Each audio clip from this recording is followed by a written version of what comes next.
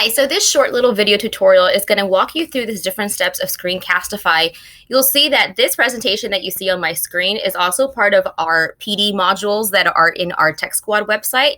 So you can access this slide presentation through there, and you can see that step-by-step tutorial that way. But for those of you who prefer kind of a live audio visual tutorial, I'm putting together this video for that. I'm also going to talk a little bit about best usage practices when it comes to Screencastify, particularly when you're creating screencasts that you're sharing out to a large number, whether it's through parents or students. The best practice is really to upload to your screencast into your YouTube channel. And we're going to talk a little bit more about that as we go through this presentation and as we go through the steps of using Screencastify.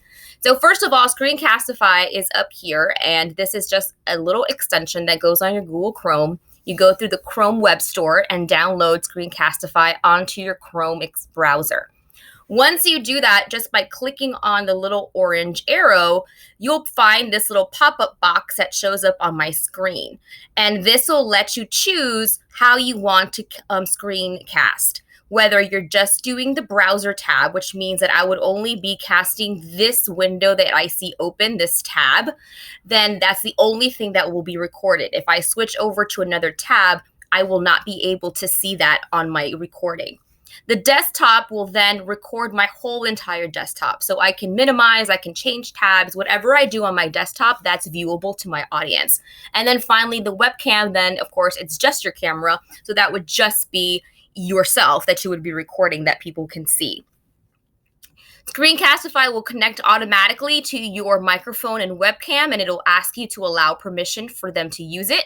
And so your mic and your webcam that is part of your device will automatically be integrated into Screencastify.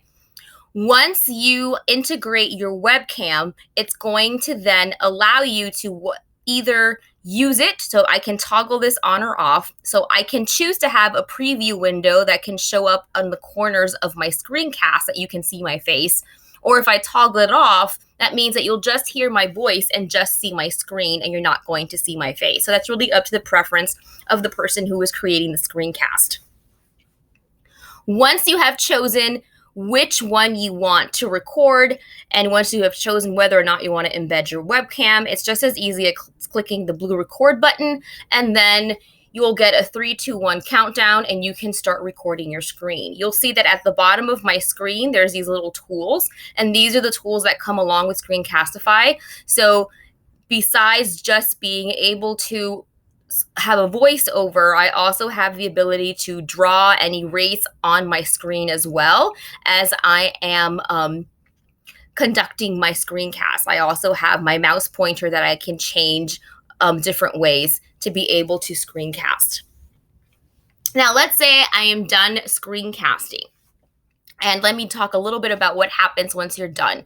Once you're done, you press pause and your screencast is done, you'll see that your screencast is automatically going to then be saved to your recordings. And your recordings are also saved to Google Drive. So automatically, Screencastify saves your videos onto Google Drive.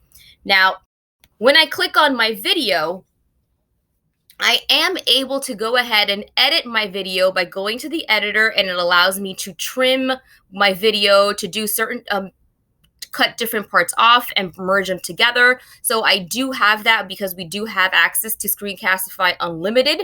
So we do have access to the complete editor. By default, it's already going to be saved in your Screencastify folder in your drive. But you also have the option of being able to publish this to YouTube. And that's what I want to talk a little bit more about.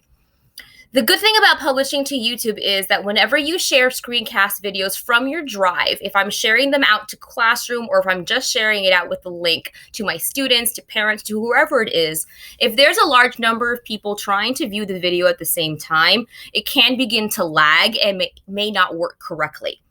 Therefore, if you publish your video to YouTube, it's an easier link. You don't have to worry about whether or not certain people have permissions or not. And it's a lot more stable for people to be able to view the video. The easiest thing about Screencastify is that it can automatically publish to YouTube with just one click. So if I were going to go ahead and click publish to YouTube, it's going to ask me to then publish to my channel. Now, with our Google accounts, we all have a YouTube channel, and I'm going to turn to that really quick. If you have never used your YouTube channel, it's not a problem. If you go to YouTube and you're logged into your Google account, up at the top, you're going to notice that I can go ahead and open this up, and now I have where it says your channel. Now, if you've never used your channel, you'll click on that, and the first time around it's probably going to ask you to set it up, and it's just asking you to put down your name.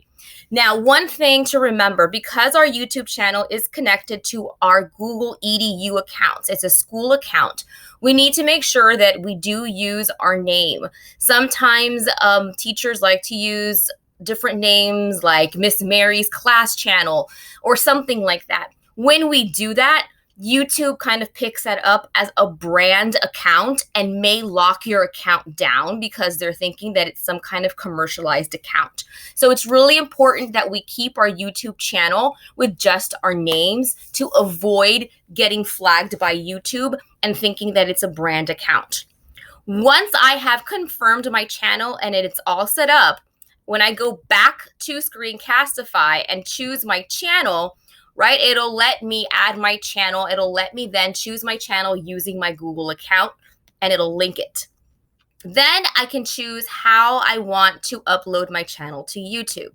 Now, private means that only you can view the video. Public means that anyone in the world can view the video, but really anyone can actually search and find it.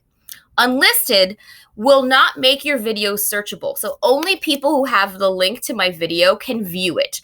Right? So it doesn't make it searchable. People can't just randomly find it on the internet. You actually have to have the exact link to the video to be able to watch it. So this is the setting that I've always had my students do. If you don't want to make your things public, you always have your unlisted option. And that's how you would click. And that's how you would click upload to be able to then upload your video. Once you do that, it'll be published and you'll be able to get your link right here on Screencastify. That link to your YouTube channel will show up. Let me go back to, let me see if I have one of my older, probably has a YouTube link associated with it.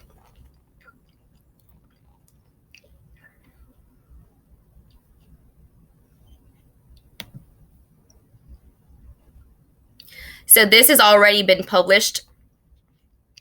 And see right here, you can see that it has the option of being already copying the link. And then I can share that link with whoever I need to share that link with.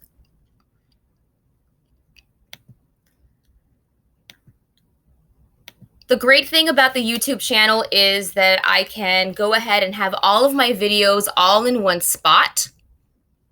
I can create playlists for these videos. If I have playlists that I want certain videos together to group them together, then I can do so as well. And it just makes things a lot more organized and easy to have one thing in one place, and also a lot easier to share out. And you don't have to worry about whether or not things were shared out correctly and people have the correct permissions when you're doing things from your Google Drive.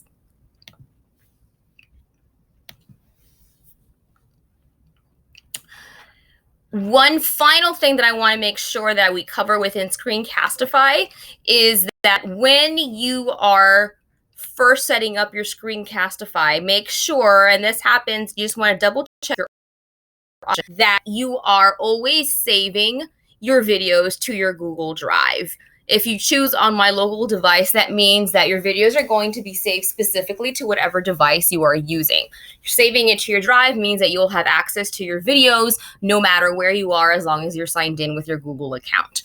So that's just one thing you always want to double check with your options. Once you set that, it'll stay that way. But just to make sure that that's the option that you've chosen and things are always saving to your drive. And then from there, from Screencastify, I can then access all of my recordings and I can then publish to YouTube accordingly and be able to share my videos out. So I hope this helped clearing up a little bit about Screencastify and how it works. And thanks for watching.